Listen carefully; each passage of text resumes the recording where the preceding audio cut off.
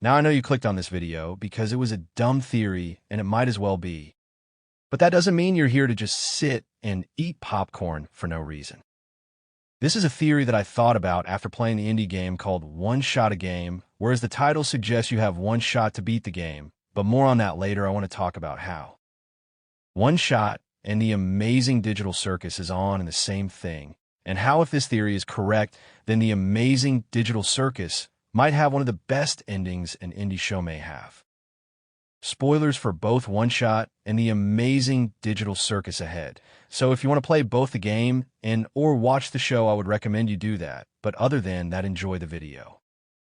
In One Shot, we are introduced to Nico, a character who looks like a cat and who is not of the world they are in. They are trapped in a game, just like in a circus, they are trapped in a virtual world. But in the route I'm going to be talking about today, they are awakened again and trapped in the same world. Again. Now, both introduce the idea of a character from the outside world going into a game-like world. That's just how both the show and game work, right? We meet characters and also meet NPCs, right? That's how the game and show works, right? Well, there's more than just the intro. In One Shot, the Solstice route, we are introduced to the World Machine, a machine made to save another world and with one objective: never harm a living being. In this route, it can't do this task because it can't see Nico because they went out of bound for the game, so it freaks out and makes glitches around the world, destroying itself in the process of the entire game. Another thing I didn't mention is that when the glitches touch a character in the game, the character's file gets corrupted and the character themselves start a glitch too. Why am I bringing this up now? Well, remember in the first episode when we meet Kafmo, he was corrupted, and when he touched any of the other characters, they began to glitch. Also, when Kane was trying to understand Zoable and starts stating that if no one likes his adventures, he starts to glitch because he can't fulfill his programming.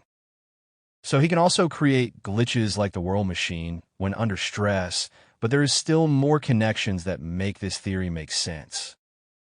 There's been another theory going around about the scene in the intermission. That being the freedom theory, where the bowling balls that crush Pomni and Jax represent them being free from the circus, where the cake that hits Rajitha and Gangle represent them getting abstracted. But Kinger also got a bowling ball, but he breaks the ball and gets hit with a chess piece. But what does that mean for this theory? Well, in a recent post made by Gusworks, the creator of the show stated that they showed the script for episode 9, the finale, to the cast, and it was sad as we see with their OC crying. Now, why does this help this theory? Well, the Solstice ending shows Nico helping the World Machine with fixing the world by fixing the code, and then Nico leaves the world and is finally free.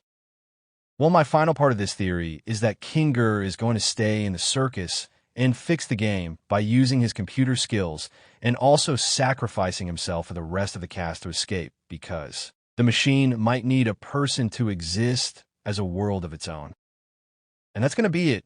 Tell me what you think and if this theory might work or not.